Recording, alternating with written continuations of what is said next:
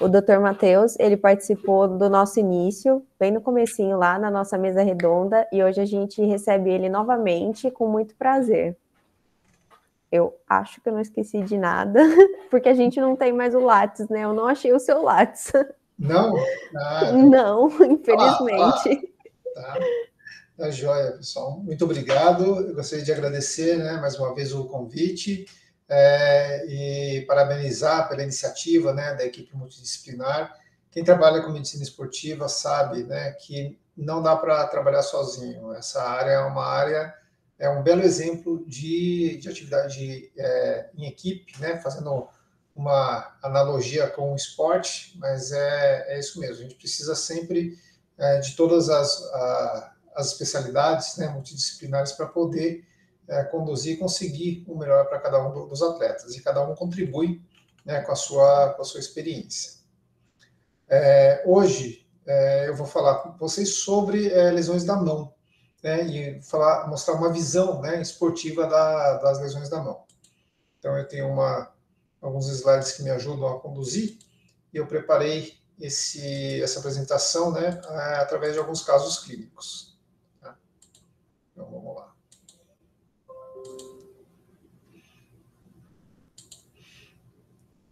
Então, vamos à apresentação, né, essa atividade da Liga Acadêmica de Ciência Esportiva.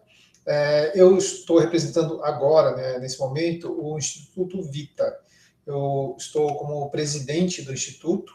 O Instituto ele é uma ONG que funciona aqui, junto com a Vita Ortopedia, que tem a missão, né, de atender aos atletas de alta performance de maneira gratuita e especializada. Ao longo desses anos, né, a nossa ONG já atendeu mais de 4.000 atletas, já realizamos quase 900 cirurgias e participamos, né, de várias atividades, pesquisas científicas, publicações, e já treinamos 71 cirurgiões. Né? O Dr. Bernardo, que está nos acompanhando, ele já é ortopedista, já é cirurgião de mão, já é membro titular da Sociedade Brasileira de Cirurgia da Mão, e mesmo assim ele está passando um ano conosco, né, para aprender a nossa maneira de trabalho, né, como nós trabalhamos. O Instituto é o braço, né, o nosso braço que cuida, né, que financia todas essas atividades. Muito bem. Então, os objetivos, né, dessa apresentação são revisar, né, através de casos clínicos, os princípios de tratamento das principais fraturas do punho e da mão, sob a visão do médico do esporte, né, a visão esportiva. Então, vamos lá. Né? Vamos começar falando do primeiro caso, né, um paciente de 39 anos, né, que caiu do skate. Quando ele tinha 18 anos, ele era fera no skate. Só que aí ele foi estudar, foi fazer faculdade, aí deixou o skate para lá. Depois ele teve filhos e foi, entre aspas, querer ensinar para o filho como é que andava de skate. Lógico que todo o reflexo, né, a coordenação já estava alterada, a própria massa dele tinha aumentado e o centro de gravidade já tinha se alterado um pouquinho mais anterior. Ele teve esse trauma aqui nessa região do punho, do rádio distal. Né? Essa radiografia a gente pode ver uma fratura, né, pegando a articulação entre o rádio e o carpo, né, e com um certo afundamento. Quando a gente faz a tomografia, a gente vê que existe um degrau intraarticular. Né? Um pedaço aqui afundou, o punho caiu em extensão e acabou fazendo o afundamento aqui dessa região. Né? Na radiografia não parece tão grave quanto na tomografia. Pois bem, essa região do rádio distal é uma região que compreende duas articulações. A radiocárpica, que é essa articulação aqui entre o rádio e os ossos do carpo, e a articulação radionardistal, entre o rádio e a ulna. Se vocês forem pensar bem, a articulação mais importante do punho dessa região não é a radiocárpica, é a radionardistal. Né? Essa articulação que permite você fazer um movimento de pronação e supinação, pegar o alimento e levar à boca, né? Permite trabalhar, permite o autocuidado. Qualquer um de vocês que já usou uma tala, né, uma órtese, uma tala bloqueando o punho, sabe que com uma tala dessas dá para fazer muita coisa. Né? Dá para escrever, dá para digitar, né? Tanto que um dos apelidos das órteses de punho é tala de digitador. Mas se você bloquear a pronospinação, a vida vira um inferno. Né? Você não consegue simplesmente pegar um alimento com a mão e levar à boca, porque essa rotação acaba sendo prejudicada. Então, Na fratura do rádio distal, é importante ver a articulação radiocárpica, mas principalmente a radionardistal, que é a que mais dá problemas. Muito bem. É importante, né, também lembrar que existem vários ligamentos, ligamentos intrínsecos e ligamentos extrínsecos do carpo. E esses ligamentos extrínsecos estão relacionados não só ao desvio dos fragmentos, mas às vezes às fraturas internas. Se você tem uma lesão, à medida que o semilunar ele vai desviando para o dorso, essa conexão com esses ligamentos faz com que ele faça pressão aqui no meio, e aí um fragmento vai para um lado e outro vai para o outro, gerando uma lesão intraarticular. Muito bem. Quando nós vemos uma fratura dessas, nós temos que entender se essa fratura é estável ou ela é instável. Porque se ela for estável, eu consigo tratar no gesso. Se ela for instável, ou seja, se ela, mesmo que eu coloque no lugar, a tendência dela é de desviar de novo e sair do lugar, eu preciso operar. Porque por melhor que seja o meu gesso, eu não vou conseguir manter ela na posição. Tá? Existe um autor chamado Lafontaine que criou, né, alguns critérios de instabilidade que a gente usa até hoje. A principal delas é a angulação dorsal maior que 20 graus, ou seja, a angulação do rádio maior que 20 graus, se eu tiver isso, ela é instável, né, e cominuição dorsal. Cominuição quer dizer fragmentação. Né? Se esse osso está fragmentado, não adianta eu colocar ele no lugar que ele vai desmontar de novo. Né? Imagina um vaso que você quebrou em vários caquinhos, você tenta montar eles. Né? Mesmo que você monte o vaso perfeito, é só passar alguém assoprar do lado que ela vai desmontar. Né? Idade maior que 60 anos, na verdade, é a presença de osteoporose, né? Fratura articular radiocarpal e fratura da ulna, são outros sinais de instabilidade. Muito bem.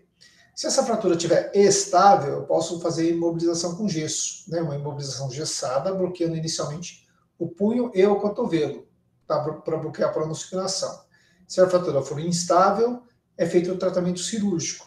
Né? E hoje em dia a gente acaba usando placas e parafusos que estabilizam essa articulação, né, esses fragmentos, e são parafusos que prendem na placa. Isso ajuda bastante a estabilizar essa articulação. Tá? Cada tipo de fratura tem um tipo de tratamento. Eu não vou entrar aqui em detalhes, mas é bom vocês saberem, né, que não só as placas, a gente usa as placas, mas às vezes usa placas pequenininhas, e às vezes né, a gente usa placas específicas ou somente parafusos. Nesse caso, né, eu tinha uma fratura, um afundamento intraarticular, uma avulsão, né, um arrancamento aqui de osso junto com o ligamento. Então, o que nós fizemos? Ó, essa aqui é uma visão da via cirúrgica, né, a gente fez uma via dorsal, né, pelo dorso do punho. Aqui está o escafóide, o semilunar. Aqui esse buraco aqui da falha óssea, né, daqui da via dorsal. E acabei fazendo uma fixação dos fragmentos com parafuso para fechar aqui a superfície articular.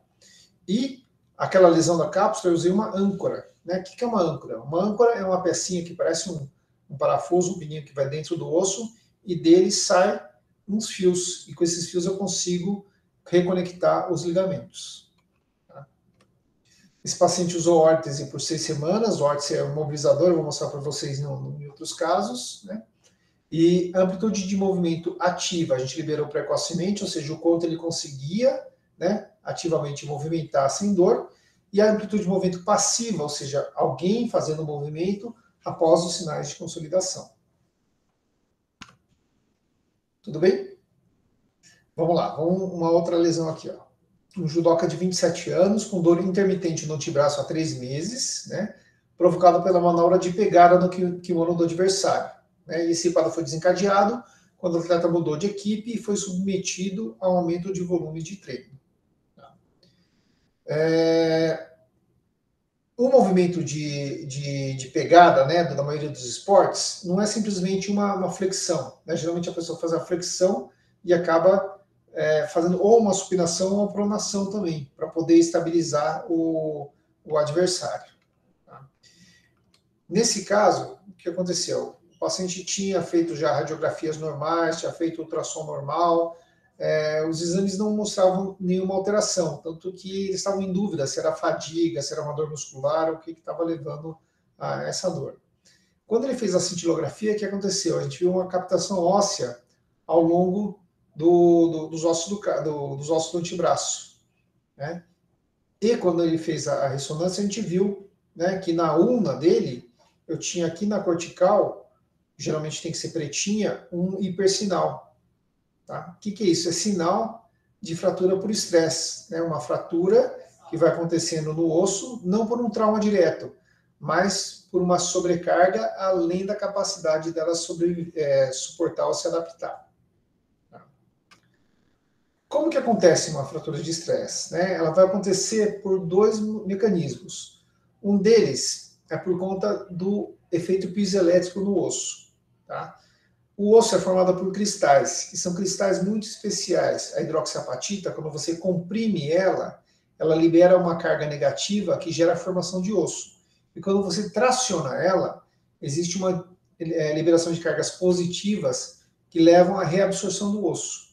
Tá? Se vocês tiverem dificuldade de lembrar, né, onde é positivo, onde é negativo, lembra assim, ó, o cálcio é positivo, então o lugar onde fica negativo vai, entre aspas, o cálcio ali, né? Na verdade vai a hidroxiapatita, mas é só lembrar do cálcio do osso que foge do positivo e vai atrás do negativo. Então, ossos que têm superfícies curvas, a superfície de tensão, se você sobrecarregar muito, com muita tensão ou tração, né, ela acaba sendo reabsorvida. Outro fenômeno que acontece também é se você faz muito impacto no osso, né, acima da capacidade dele se aguentar, ele acaba sofrendo microfraturas. Essas microfraturas, elas acabam gerando uma reação de uma fratura mesmo, né? Existem os osteoclastos que vão lá, reabsorvem o excesso de osso machucado, aí os osteoblastos, eles surgem e vão fazer a matriz óssea, na verdade é mais gordinho, né? Não é tão fininho desse jeito. Forma a matriz óssea e vai formar a mineralização. Quanto tempo demora para isso acontecer? De 2 a 4 meses.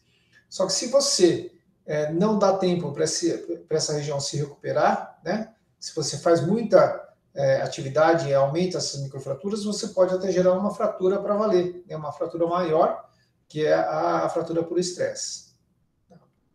Então, tanto o excesso de tensão como a tração vai gerar fratura de estresse por diminuição de massa óssea, quanto o excesso de carga, né? Se você fizer cargas cíclicas repetidas, eles vão acabar também fragilizando essa lesão, essa região, né? E acaba gerando uma fratura, como essa aqui, que tem produção de tecido ósseo, né? Inicialmente é uma fratura sem desvio, e muitas vezes o traço não é evidente. Tá? Nesse caso, né, a gente só conseguiu fazer o diagnóstico com a cintilografia e a ressonância. Como não tinha nenhum desvio, não houve necessidade de fixação, né, nem de imobilização. Como a fratura não era evidente, não precisou de nenhuma imobilização. Tá? A gente só deixou esse atleta com diminuição de atividade de membros superiores, né, foi para a fisioterapia, né, em 2 meses depois ele retornou para os esportes e para o treino, já sem dor, com orientação de fazer um fortalecimento progressivo dessa musculatura, né, e tomar cuidado com o excesso de carga. Pessoal, se tiver dúvida, fica à vontade, tá? Pode perguntar. Tudo bem, eu repasso qualquer coisa. Ok. Então, vamos lá. A próxima lesão que eu vou falar é uma lesão que a gente atendeu num ginasta. Né? Ele tinha 15 anos nessa época e treinava diariamente 4 horas por dia. É tempo pra caramba, né? Se vocês forem pensar, né, que ele vai, estuda de manhã, né, e à tarde, passa a tarde inteira no ginásio, é um tempo muito grande de atividade esportiva. Ele tinha dor no punho esquerdo há 30 dias, né, após mudança da intensidade de treinamento, e a piora dos exercícios, contração do punho, né, com esses exercícios de argolas. Muito bem. O raio-x era normal, a gente não via nenhuma alteração na radiografia, tá? Então, o que a gente viu? Né? Que ele tinha dor, né, na cabeça da una, né, e a radiografia era normal. Quem já viu ou quem já praticou, né, um esporte, né, tipo ginástica artística, sabe que eles usam essa proteção, né, um palm guard, né, um protetor de palma, entre aspas, eles chamam de corinho. Né? Esse é o corinho que eles usam para não queimar a mão, não ralar a mão na hora que faz o exercício. Esse corinho é preso no punho e ele faz alguma tração no punho. Muito bem. Um paciente com uma lesão na borda ulnar do punho, né, na região da cabeça da una, pode ter 3 diagnósticos esportivos. Um deles é uma lesão do complexo da fibrocartilagem triangular, FCT. Depois vai ter por extenso aqui. Outra Pode ser uma tenossinovite do extensor ulunar do carpo, né, que é o tendão que estabiliza essa região. E também pode ter uma fratura por estresse da ulna, né? Aqui, ó, eu vejo aqui a ulna com hipersinal, né, brilhando aqui na ressonância, sinal que tem alguma coisa alterada óssea. Tá? Essas lesões são chamadas lesões por overuse, né? Overuse quer dizer sobreuso ou uso excessivo, né? São lesões que acontecem quando você ultrapassa a capacidade fisiológica do organismo de se recuperar. Geralmente, você tem que observar, né, mudanças de treinamento, ou aumento do volume, ou aumento da carga, ou mudança do material esportivo, né? Um exemplo típico de lesão por overuse é a fratura de estresse da canela, da tíbia, né, do corredor, por alteração do piso. Muitas vezes a pessoa correr na grama e passa a correr, por exemplo, no cimento. Tá?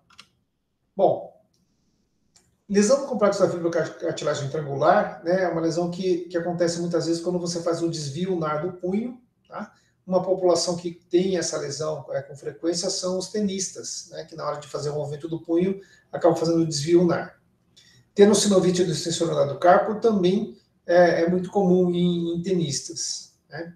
E fratura por estresse da ulna pode acontecer em pessoas que fazem exercício de tração aqui, como ginástica de argola.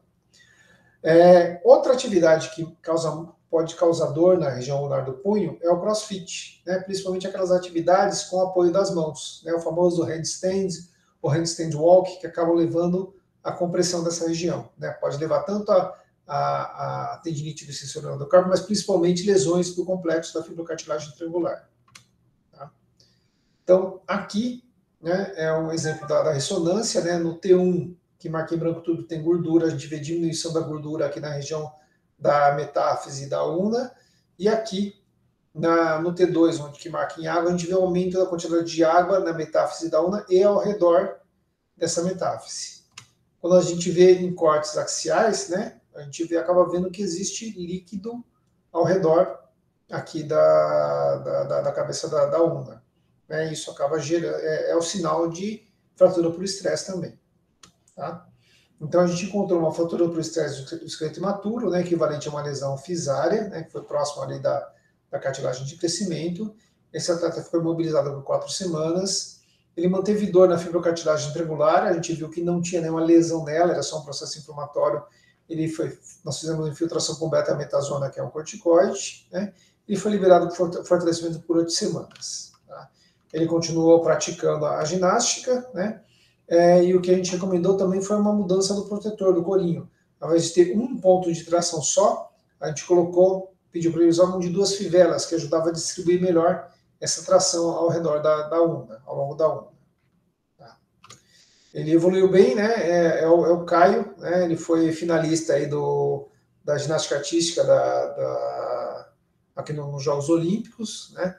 E foi com muita satisfação que a gente pôde, né, a contribuir para a carreira dele, para ele poder continuar treinando. Né? Agora ele está mais velho, né, mas quando ele fez essa lesão, ele tinha 15 anos de idade. Vamos lá. Vamos falar agora de futebol. Né? Quem disse que futebol não tem lesão na mão? Né? Tem, né? O futebol é um esporte de impacto, né? É comum ter um impacto entre os atletas, e esse atleta teve uma dor no punho, né? Com dor no dorso, ele continuou jogando, né? Apesar da dor. Passou a usar uma munhequeira por conta, mas a dor não passava. Tá? E aí, quando a gente foi examinar ele, a gente tinha que examinar essa região aqui, ó, a região do carpo. Olha que interessante, né? Eu tenho escafoide, semilunar, piramidal, trapézio, trapezoide, capitato e amato, né? São os ossos do carpo. E eles, dependendo do movimento que a gente faz do punho, eles têm um movimento muito harmônico, como se fosse um balé. Né? Então, o escafoide, ele flete, estende, o piramidal e o amato ali, eles entram um embaixo do outro. Né? Olha aqui, opa. Olha que interessante aqui, ó, o movimento deles. Tá, então aqui, ó. Em amarelo aqui o escafoide. Então olha que interessante. No desvio ulnar, o escafoide ele eleva o desvio radial, ele flete, né, os ossos, o trapézio e o trapezoide vão para cima dele. Tá? Tudo isso se dá às custas de ligamentos, né? Eu não tenho músculos aqui nesses ossos, os músculos vão lá para a base do metacarpo, né? E eu tenho os ligamentos que acabam fazendo esses movimentos. Tá? Esse paciente tinha uma lesão ligamentar escáfo-semilunar, uma lesão entre o escafoide e o semilunar. Tá? Então, aquele movimento ficava prejudicado e a interpretação disso é como se tivesse uma engrenagem com um dos dentes quebrado ou um dos dentes frouxo e na hora de fazer o movimento, essa engrenagem acaba não tendo um atrito, né? E isso acaba gerando um desgaste precoce dessa articulação. Clinicamente, a gente faz uma diagnóstico de lesão escáfoco-semilunar pelo teste de Watson. É um teste em que eu aperto o escafoide, né, com o punho de desvio lunar, e eu trago o punho para desvio radial. E nesse movimento de desvio lunar para radial, na hora que eu estou apertando o escafoide, como ele não consegue fazer aquele movimento, né, de flexão e extensão, acaba gerando uma dor no punho. Tá? Então, põe a mão no seu escafoide, né? Quando você faz o desvio radial, o seu polegar empurra o escafoide e acaba gerando uma dor lá no dorso. Muito bem.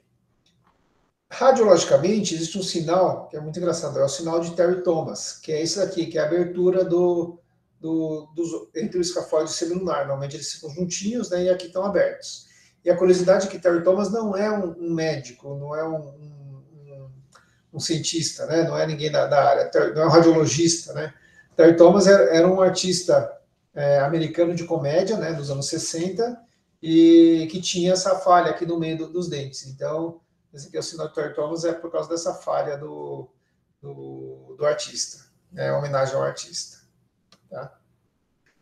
Essas lesões, né, se eu tenho uma lesão parcial no estágio inicial, eu posso fazer o tratamento artroscópico, em que eu vou com a fibra óptica e faço a liberação. Nos estados avançados, ele é feito tratamento aberto, né, com cirurgia aberta. Tá?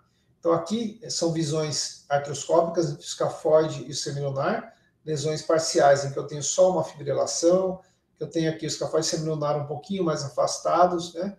Aqui uma lesão um pouco maior, aqui do escafoide semilunar, e estou vendo o capitato aqui no meio dos dois. Essa é uma lesão já um pouco maior. Numa lesão parcial, eu posso fazer a fixação percutânea com fios de Kirchner. Né? Numa lesão maior, eu tenho que fazer uma fixação com um enxertinho de osso-ligamento-osso, ou fazer reconstruções usando parte da cápsula, que a gente chama de tenodeses ou capsulodese. Tenodese é quando eu uso um pedacinho de tendão para fazer a fixação, e capsulodese é quando eu uso um pedacinho da cápsula para reconstruir o ligamento que foi rompido. Eu tenho uma dúvida. Pois não. Nas lesões que não precisam de cirurgia, para que serve a munhequeira? Uma lesão não cirúrgica, né? Um entorse leve do punho, né? Por exemplo. Vamos lá. A munhequeira vai servir para deixar aquela região numa posição de repouso até que o ligamento cicatrize. Tá? Imagina que eu tenho uma lesão parcial do ligamento, uma lesão pequena que não chega a causar nenhuma instabilidade. Se eu deixar esse punho movimentando, esses ossos mexendo entre si, eu posso piorar essa lesão. Então a munhequeira ela vai deixar o punho numa posição de repouso para que aquele ligamento cicatrize e não venha a piorar. Entendi, obrigada.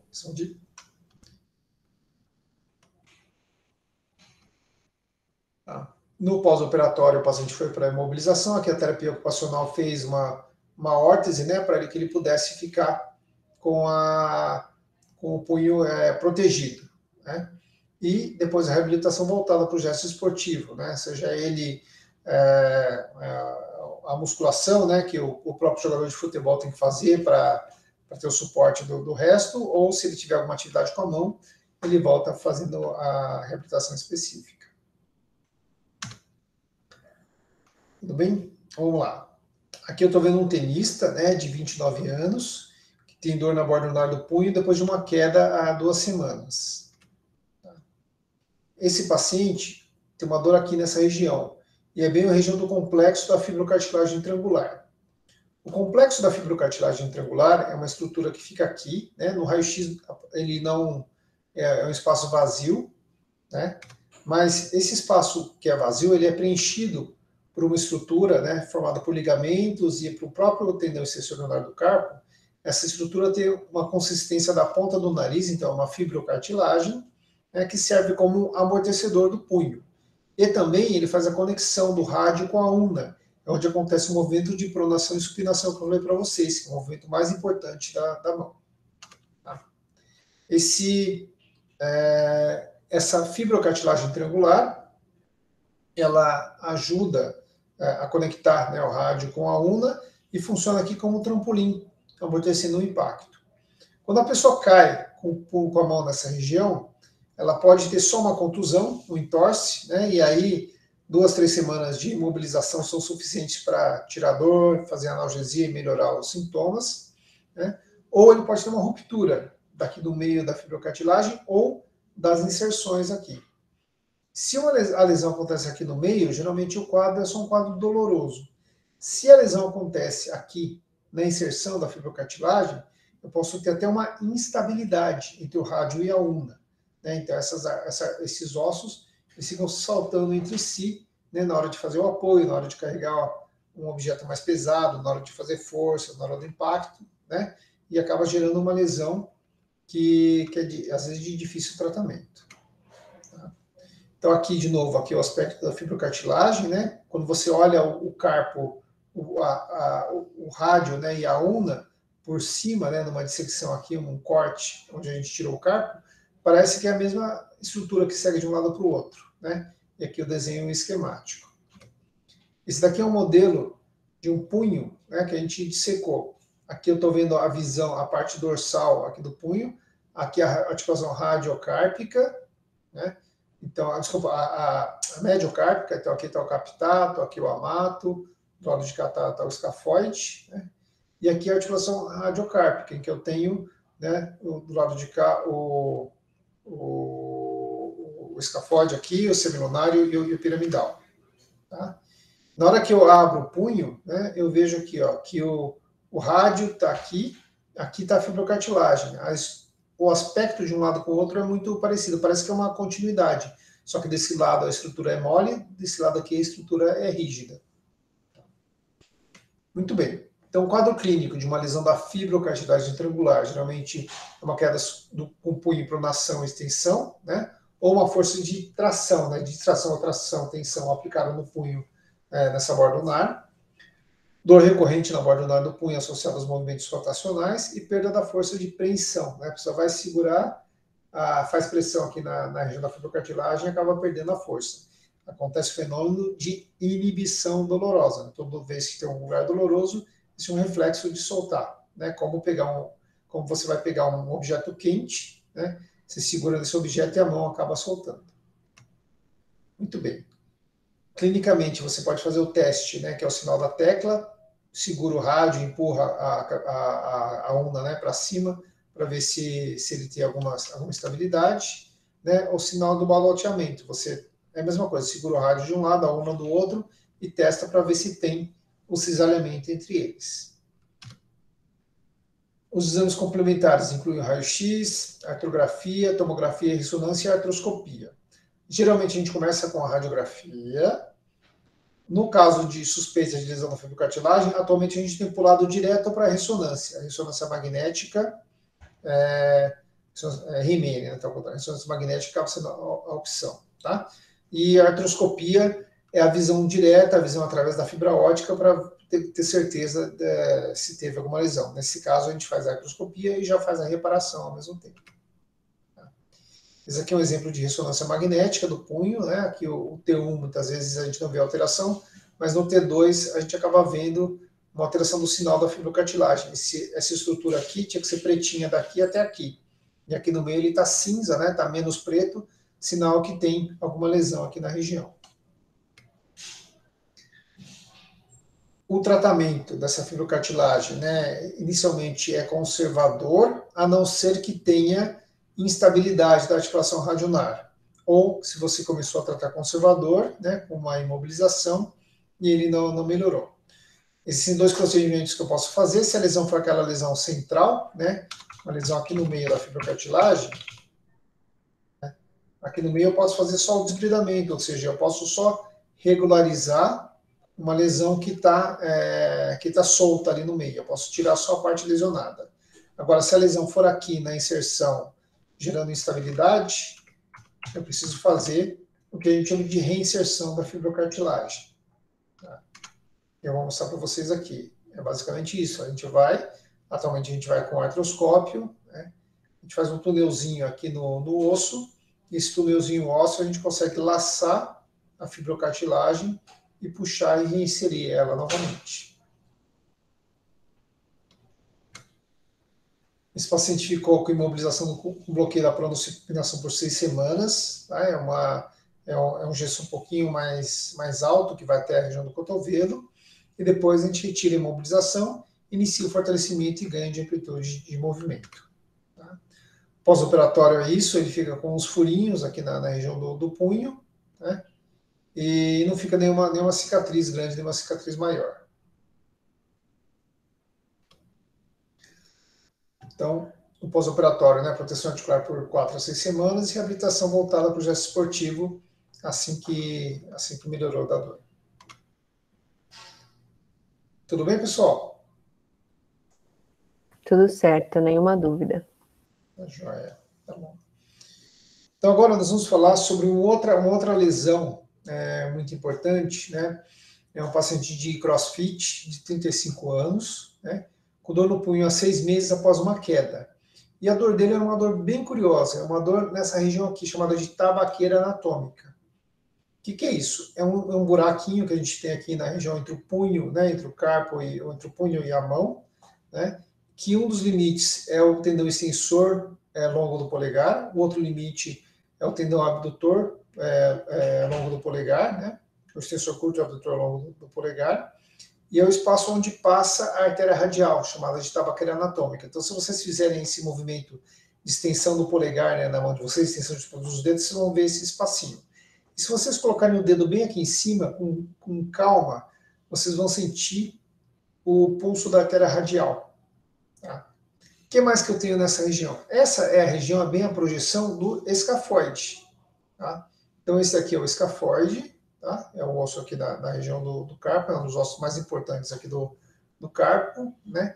Ele fica bem nessa região. Pois bem, se o paciente cai, né, com a mão espalmada e tem dor na palma da mão, é normal, né? Caiu com a mão espalmada, bateu a palma da mão, é normal que fique dolorido. Agora, se ele cai com a mão espalmada e tem dor no dorso da mão, tem que suspeitar de alguma coisa a mais, né? E aí a suspeita é do escafoide. A gente olha o raio-x aqui, né? Mesmo para quem é ortopedista, fala, esse escafoide não está tão alterado assim, né? Tá ali, não estou vendo nada. Ok. Mas quando você compara o escafoide do lado lesionado com o escafoide do outro lado, você vê que alguma coisa está errada. Ele está meio curto, né? Ele está diminuído de tamanho, enquanto o outro, esse formato aqui, né?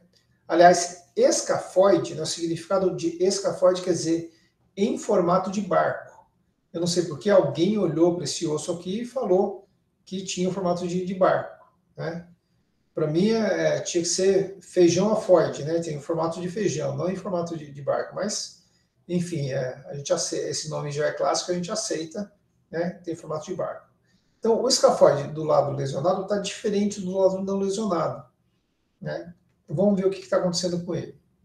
Quando a gente faz a ressonância do punho, a gente vê que tem uma alteração do sinal na região. Tá? Então, a gente tem não só uma fratura do escafoide, mas uma fratura do escafoide há 6 meses. Então, a gente já tem o que a gente chama de pseudoartrose do escafoide, uma fratura que não consolidou. Tá? Na tomografia, a gente vê isso. Né? A gente vê Professor, eu não entendi como que foi verificada essa fratura há 6 meses. Ele caiu há 6 meses e tinha uma dor no punho que não melhorava. Ah, tá, ele tinha caído há 6 meses. Eu pensei que você tinha visto no raio-x há 6 meses. Não, se eu tivesse visto há 6 meses, eu tinha tratado ele há 6 meses. Entendi. O escafoide tem um problema. Como ele é um osso irregular, ele é o osso que é mais negligenciado em pronto-socorro. Tá? Acontece muito da pessoa ter uma fratura do escafoide, passar no pronto-socorro e a equipe do pronto-socorro não vê não vê a fratura. Tá? Então, olha aqui, ó, a fratura está aqui, né? Não só uma fratura, mas uma pseudoartrose, e o osso todo encolhido aqui no perfil, né? Normalmente ele tem um formato aqui ó, de um feijão no perfil também, e aqui ele está uma ervilha, né? Está uma bolotinha aqui. Tá? Muito bem. A fratura do escafoide é a fratura mais comum dos ossos do carpo. Ele tem uma angulação de 45 graus em relação ao plano coronal, ou seja, ele está sempre inclinado oblíquo em relação aos outros ossos. Então, às vezes é difícil de você identificar uma lesão nele. 80% dele é de superfície articular, ou seja, 80% dele é cartilagem. Então, eu tenho poucos pontos de inserção de sangue, né, de ligamentos e vasos com sangue. E a irrigação dele acontece do polo distal para o proximal. Né? Ele tem ramos dorsais, volares e distais, mas predominantemente daqui para cá, de distal para proximal. Tá? Então, qual que é o problema? Se eu tenho um escafoide, uma fratura com desvio desse escafoide, se eu não trato ela direito, essa porção proximal ela pode morrer, pode evoluir para um processo de necrose. Né? São todos? Não, mas pode evoluir para necrose. Se evoluir para necrose, depois ele acaba deformando, né? E o nosso punho, que é uma engrenagem perfeita, passa a funcionar como se fosse uma engrenagem com um dente alterado. Bom, nesses casos, o que a gente faz? Né? Eu preciso, na presença de desvio, eu tenho que operar, porque ele é um osso articular, tem uma circulação vulnerável, as sequelas são graves, né? Pseudoartrose, que é a não consolidação, necrose vascular, que é a morte desse polo aqui proximal, e artrose do punho, que é a degeneração do punho, né? Esse punho acaba ficando como se fosse uma engrenagem com o dente quebrado. Além disso, eu posso indicar cirurgia se o paciente tiver intolerância à imobilização, por exemplo, alergia ao gesso ou alergia a algum componente da imobilização, ou necessidade de mobilização rápida. Né? No caso dos atletas, às vezes a gente tem que operar para que eles possam fazer essa movimentação mais rápida. No caso de uma fratura sem desvio, então eu posso fazer o gesso, a imobilização por 6 a 12 semanas, né? 12 semanas são 3 meses. Então, dependendo da situação, né, ele pode ficar até 3 meses imobilizado. Se a fratura tiver desvio ou alguma indicação daquelas que eu coloquei para vocês, pode ser que seja necessário fazer a cirurgia para fixação. Tá? E aqui é um exemplo de uma cirurgia, um parafusinho entrando aqui na pele para fixar o escafoide. Nesse caso, né, como já era uma pseudoartrose, como já era um caso que não tinha consolidado direito, o que a gente fez? A gente teve que fazer isso daqui. A gente teve que colocar um enxerto de ilíaco, ou seja, tirar um pedacinho de osso da bacia do ilíaco e fixar, no caso a gente fixou com uma placa cujos parafusos tem 1,5 milímetro de diâmetro. Tá? São iguais àqueles parafusos do relógio mesmo. Né? Eu falo que se o ortopedista é o marceneiro dos médicos, o cirurgião de mão é o relojoeiro dos médicos. Então a gente tem aqui essa fixação. Tá? Então aqui o enxerto já é integrado, né? Aqui a radiografia, né, mostrando a placa e os parafusos, e aqui ele em perfil, né, mostrando o punho aqui. O rádio está aqui, os metacarpos estão aqui está o escafoide e aqui a plaquinha fixando ele. Agora, olha que interessante, né? Eu tenho um paciente com uma lesão no punho, no carpo, né? Inicialmente, ele vai ficar com repouso do membro superior, ou repouso do punho e da mão, né? Tem que fazer exercícios adaptados. Mas, à medida que essa lesão está consolidando, eu posso liberar ele para fazer alguma coisa. Se ele tem uma lesão do punho, do carpo, o que eu não posso fazer de jeito nenhum é pôr pressão nessa região, porque eu vou desviar a fratura. Tá? Então, ele não pode, por exemplo, fazer uma flexão de braço, não pode fazer um supino, né? Porque isso acaba gerando deformação e pressão naquela região. Mas esse paciente, ele pode, à medida que ele estiver evoluindo, estiver indo bem, fazer os exercícios que seriam as puxadas. Né? O que é a puxada? A puxada é a remada, né? É o pulley, são exercícios em que ele não faz pressão aqui nessa região. E aí é muito interessante, porque eu converso com o preparador físico, né, e vou orientando ele, olha, pode fazer isso, pode progredir desse jeito, tal e tal exercício já está liberado e não vai prejudicar o seu tratamento. Tá?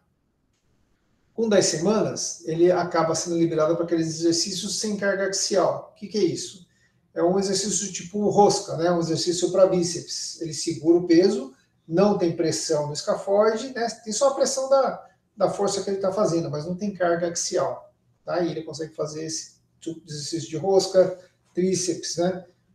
E todos os exercícios em que o peso, a carga vai perpendicular ao maior eixo aqui do punho, né? Do antebraço. E com 12 semanas, né, com uma tomografia de controle boa, né, como essa daqui, eu libero ele para carga axial, né, para fazer flexão de braço, para fazer supino, para fazer aquele exercício de desenvolvimento de deltoide. Né, são os exercícios que a gente acaba permitindo que eles façam. Tá? Então, isso é o interessante na reabilitação, né, nessas lesões. Não só tratar, mas discutir com a reabilitação o melhor tipo de adaptação para os exercícios. Tá? Professor, tem uma pergunta aqui. O Giovanni escreveu assim: já ouvi falar sobre a terapia celular para tecidos lesados, principalmente para cartilagens. Esse tipo de procedimento é comum para a articulação do punho? Comum ainda não. Né? A terapia celular é uma área que está em franco desenvolvimento, né? Ela busca você usar meios biológicos e promover a cicatrização de determinados tecidos. Né? Ela está sendo muito estudada em joelho, né? Principalmente para artrose de joelho. Está sendo muito estudada em alguns tendões, né? Principalmente em tendões por exemplo, do epicôndilo lateral, né? O tendão conjunto dos extensores, naquelas lesões por epicondilite lateral. Principalmente em lesões cavitárias ou em lesões cartilaginosas mesmo. No punho, a gente não tem, em medicina esportiva, não tem muita coisa ainda. Né? A gente tem terapia celular, por exemplo, na mão, com esclerodermia, né? Modulando a resposta da vasculite de esclerodermia. Mas para medicina esportiva no punho ainda não. Mas é uma área promissora, é uma área que tem muitas perguntas a serem respondidas, né? E quem tiver interesse na área básica, que quiser estudar um pouco mais sobre isso, tem todo um universo aí para ser pioneiro, né, e nadar de braçadas. Obrigada, professor. Vamos lá. Então, esse daqui é um atleta, né, de 32 anos que enroscou o dedo anular, né, o quarto dedo no judogi, né, no kimono do adversário.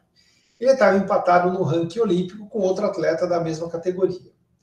Primeira coisa, olha que curioso, né? A gente sempre acha que o dedo mínimo, né, o dedo mindinho, é o mais fraco de todos. Mas pensando em metacarpo, o metacarpo mais fino, né, do nosso corpo, que tem o menor diâmetro, geralmente é o quarto metacarpo, né, quarto metacarpiano. E esse atleta não fugia à regra. Né? Ele enroscou o dedo, né, e a lesão mais comum de metacarpo é essa mesmo, é uma lesão rotacional. É o dedo que enrosca e a mão gira para algum lugar. E acaba gerando uma fratura como essa aqui, uma fratura oblíqua ou uma fratura em espiral.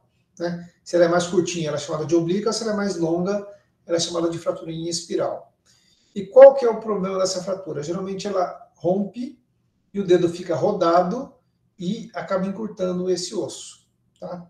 Então, além de tratar esse atleta, a gente tinha a questão do ranking olímpico, né, que ele não podia ficar 6 meses, né, afastado dos esportes. Muito bem. Como é que a gente interpreta isso?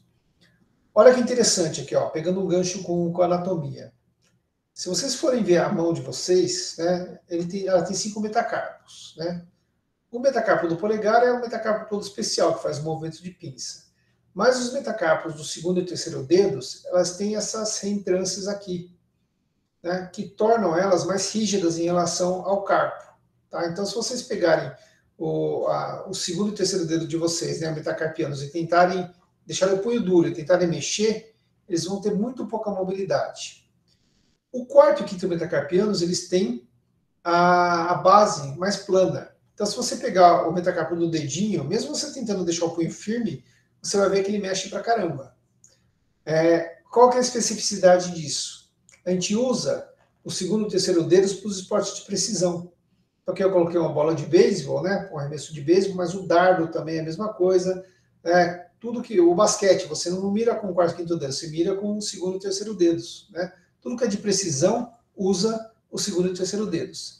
E tudo que é de preensão, de segurar com força, usa o quarto e quinto dedos. Né? Usa todo mundo, mas o quarto e quinto dedos. Você pode ver que até o indicador do judoca geralmente fica um pouco mais frouxo que os outros dedos, porque a força maior é sempre o dos dedos ulnares. Tá? Quem já jogou esporte de taco, né, sabe quanto é importante o dedinho. Então, beisebol, softball, golfe, né, todos aqueles esportes que tem taco, o dedinho é quem segura e faz o fulcro. Tá? Por isso, né, nós aceitamos menos desvios nos metacarpos do lado radial. 10 graus no indicador, 20 graus no dedo médio, e aceitamos mais desvio nos metacarpos do lado lunar, 40 graus no dedo anular e 40 graus no dedo mínimo. Tá? O encurtamento, o limite de encurtamento é de 4 milímetros. A partir de 5 milímetros já existe diferença na movimentação dos dedos. E, em relação à rotação, né, a gente aceita a rotação zero, porque qualquer rotação entre os dedos, né, que é uma rotação do dedinho, né, do mindinho, ele vai causar uma alteração estética importante e funcional também. Tá? As fraturas podem ter vários padrões, ela pode ser transversa, como essa daqui, pode ser oblíqua, como essa daqui, pode ser espiral, né? Quando for mais curtinha, ela é oblíqua, quando é mais longa, é chamada de fratura de espiral. Ou pode ser combinativa, né? Uma fratura fragmentada. Ela pode ser intra ou extra-articular, né? Dependendo da posição. Sendo que as fraturas intra-articulares, elas demandam mais atenção do que a extra-articular. A extra-articular você pode ter mais desvio, a intra-articular a gente não aceita desvio. E o tratamento conservador pode começar com gesso, imobilização gessada. Isso aqui era um atleta, tinha um desvio, né, um desvio aceitável aqui da fratura. O que nós fizemos? Nós fizemos essa imobilização aqui. Uma imobilização em que eu bloqueio a lesão, né, a articulação lesionada, mas libero todo o restante. Tá? Então eu consegui manter a função da mão, eu não bloqueei articulações desnecessariamente, né, isso é importante. Ele continua tendo movimento de pinça, alguma flexão e extensão dos dedos, de forma que, quando eu tirei esse gesso, a movimentação dele ele recuperou rapidinho. Tá? Então, é importante não imobilizar excessivamente. A cirurgia. Aí tem várias técnicas. Né? Eu posso fazer uma fixação chamada intramedular, que eu coloco um pininho dentro do osso. Pode vir por baixo, no caso das hastes de titânio, pode vir por cima, no caso do parafuso. O parafuso, particularmente, tem que tomar muito cuidado, porque ele entra pela cabeça no metacarpo e pode gerar uma lesão aqui da cabeça. Eu não tenho usado ele, eu uso essa fixação aqui. Aqui são parafusos, mas eles não estão vindo por dentro da medula, eles estão fixando os fragmentos entre si. Né? Ou a gente pode usar a combinação de placa e parafusos, em que eu tenho, né, uma placa e alguns parafusos fixando a fratura, né? E aqui no caso, só parafuso, só placa, né, placa com parafuso estabilizando, e aqui tem um parafusinho atravessando, aqui ó, desculpa, aqui, um parafusinho na transversal atravessando o foco de fratura. Tá? Nesse caso, a gente optou por fazer um tratamento cirúrgico com placa e parafusos. Eu tenho 2 parafusos fixando a fratura e uma placa aqui neutralizando para tentar proteger essa sutura. Tá?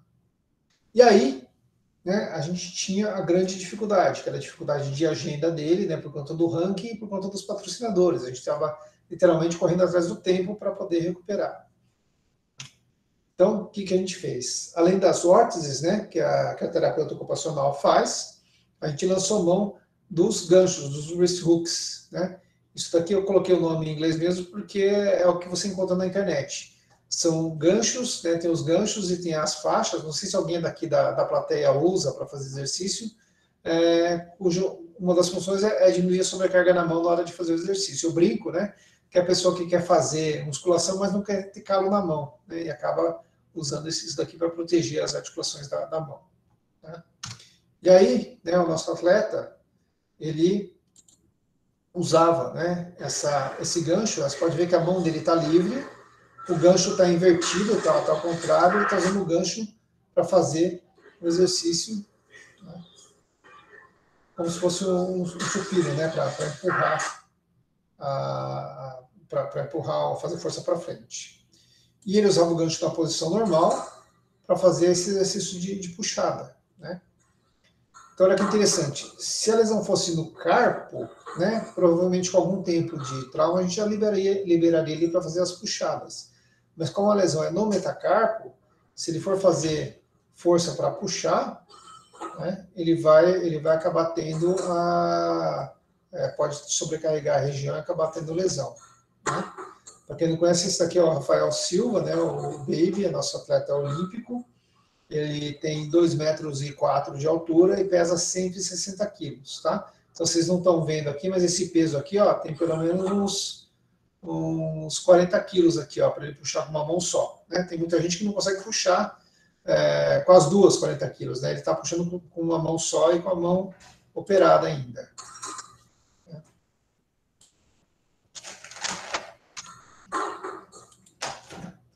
Bom, essa daqui é a fratura, né? A fratura, como vocês podem ver, consolidou, ufa, né? Graças a Deus ela consolidou. E ele conseguiu recuperar a força, conseguiu manter o ranking olímpico e conseguiu a vaga dele para os Jogos Olímpicos, né? Quem acompanhou, né, os Jogos pôde ver o Rafael lutando ali. Ele já tinha 2 medalhas, né? Infelizmente não conseguiu a terceira, mas conseguiu estar lá entre os melhores do mundo e com a força na mão. Tá?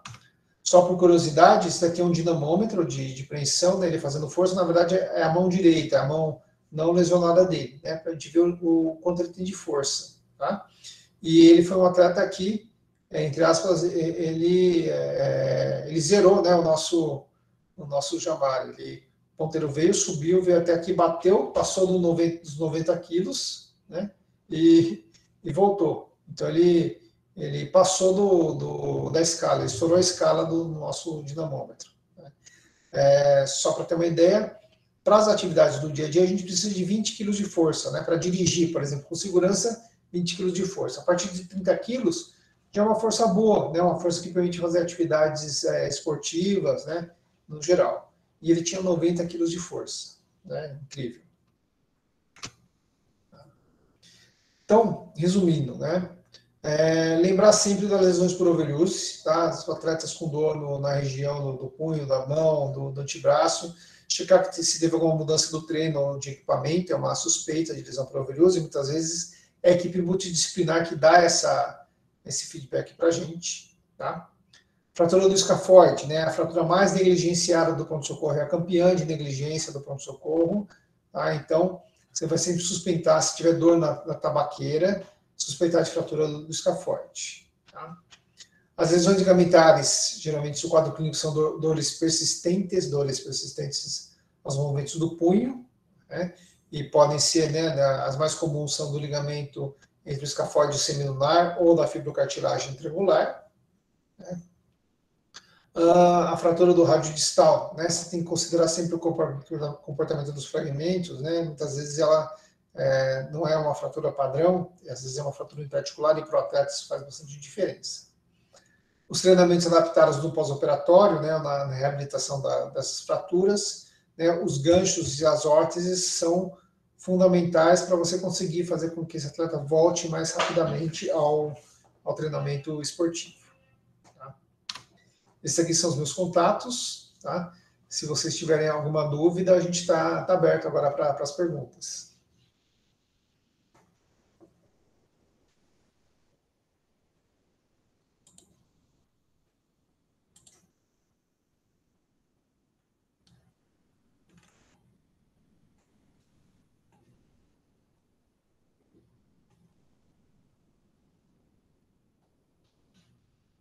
Eu não sabia que tinha tanta coisa assim da mão. Eu estou pasma.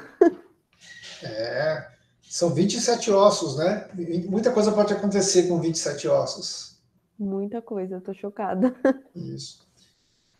E É interessante, assim, você lembrar, né, que existem, a gente fala, poxa, quais os esportes são feitos com a mão, né? Na verdade, o atleta precisa da mão em todos os esportes, né? Até no futebol, né, que é jogado com os pés, né? Se ele não tiver as mãos para fazer a preparação física, ele fica prejudicado. É verdade. Até, inclusive, eu estava comentando, né, outro dia com meu marido, que às vezes uma lesãozinha no escafoide deixa o atleta mais tempo afastado do que para recuperação do que uma lesão em, sei lá, no tornozelo. Enfim, parece que é muito mais grave o tornozelo, mas não é. Você consegue resolver, às vezes, num período mais curto, né? Uma lesão, sei lá, no tendão de Aquiles, né? Acaba sendo uma recuperação bem mais rápida do que talvez o escafoide. Pelo menos pelos alguns colegas que eu tive que lesionaram. O tempo foi bem diferente. A imobilização pode ir até 12 semanas, né? Até 3 meses imobilizado, né? Por isso, muitas vezes, a gente acaba indicando a cirurgia por conta disso. Mas parabéns, Matheus, muito boa aula, muito legal saber todos esses atletas que você tratou, né, que conseguiram voltar em alto nível, né, isso é importante, isso demonstra que, né, um reconhecimento, assim, do trabalho de vocês, né, foi muito bem feito, parabéns. É muito gratificante. Bom, pessoal, se não tiver perguntas ali, eu gostaria de mais uma vez agradecer o convite, né, e incentivar vocês a continuarem, né, com as atividades. Os meus contatos estão aí, se tiver alguma dúvida, pode ficar à vontade para perguntar, tá?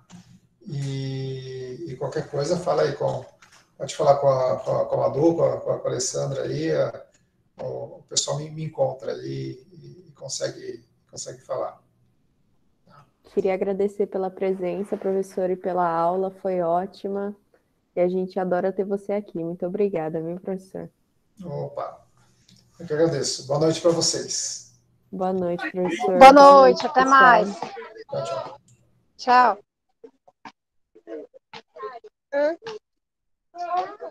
Estou esperando meu